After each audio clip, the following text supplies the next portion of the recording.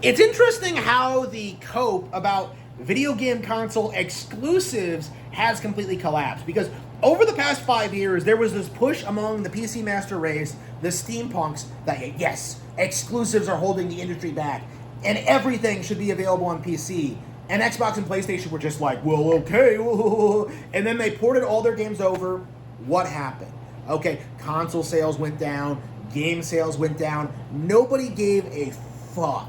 Once PlayStation exclusives lost their exclusivity, suddenly, all of a sudden, PlayStation owners didn't really feel like glazing them, okay? Now that PC owners had access to their games, they suddenly weren't special or interesting anymore.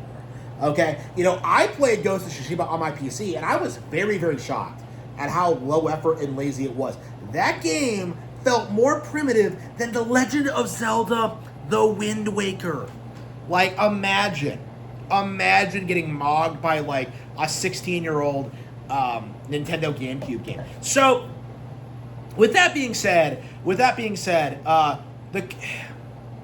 what we're seeing now is a bit of a course correction.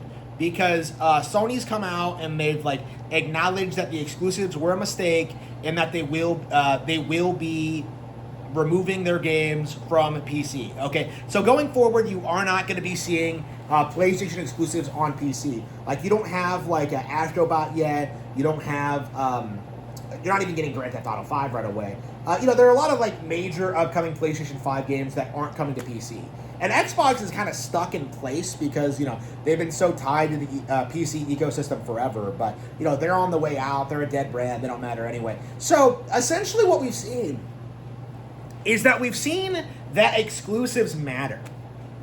That exclusives drive hardware sales, they're good for the industry, and they're good for Nintendo. Because Nintendo is the one company that did not cuck. They did not port any of their first-party games to PC.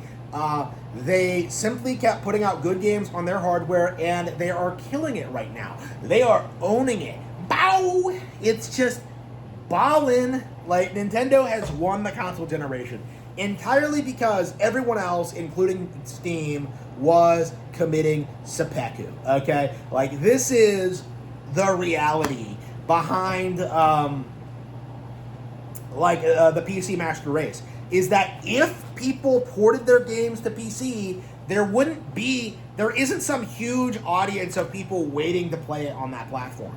Everybody who owns a PC owns a console, they own other devices. Like, nobody exclusively plays on PC. That's not a thing.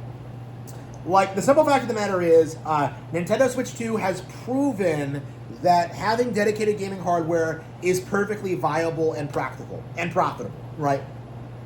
Everyone else proved that the weird multi-platform approach where, like, okay, we're just going to port Xbox games to PlayStation and we're going to port everything to PC and then, like, we'll destroy Nintendo that way. That didn't work because there are so many games on the PC that they all just end up burying each other and, like, nothing can really excel. Okay? Like, nobody got excited when Spider-Man got ported to PC after, like, 5 years. Okay? I don't even know if, like, Miles Morales is even out. Okay, if it ever even, like, came out on it. I'm sorry, Spider-Man 2, not Miles Morales.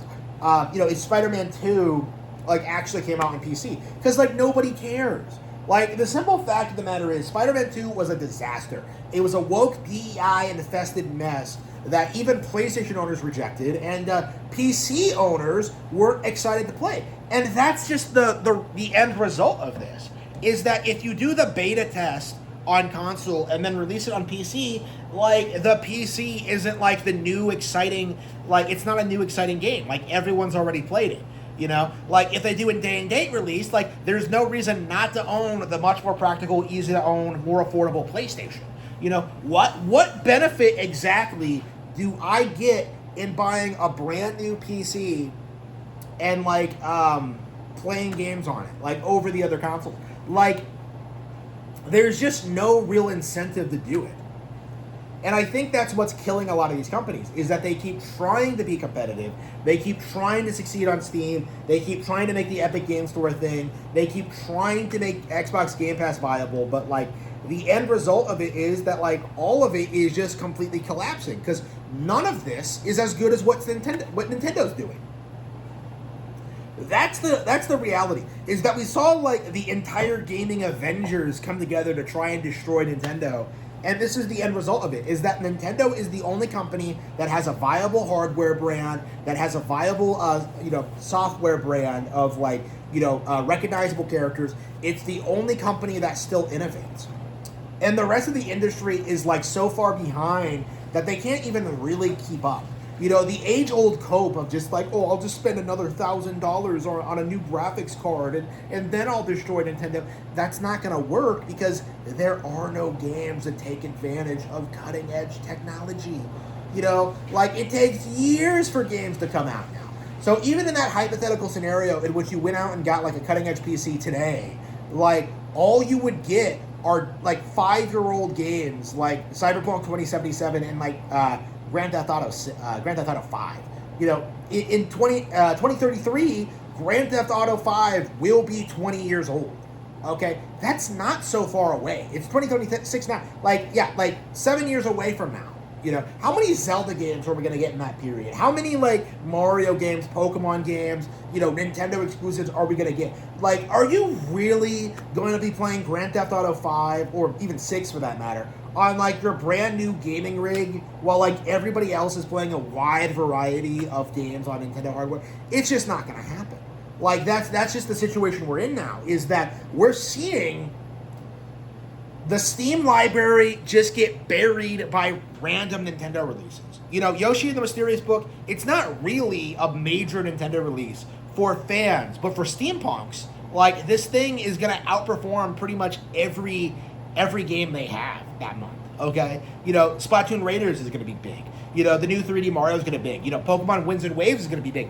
You don't really have anything that can compete with that. Even ancient MMOs, like Final Fantasy XIV and, that new Crimson Desert meme game. Those are coming to Switch too. So, again, what benefit do I, as a Nintendo owner, have in ever investing in a PC? Now, I'm getting a PC for content creation, for video editing, for work purposes. I have practical reasons to go out and get a PC. For most people though, for most people in the community, it doesn't serve any function. There's nothing that a gaming PC can do that a console can't do better at a more affordable price point.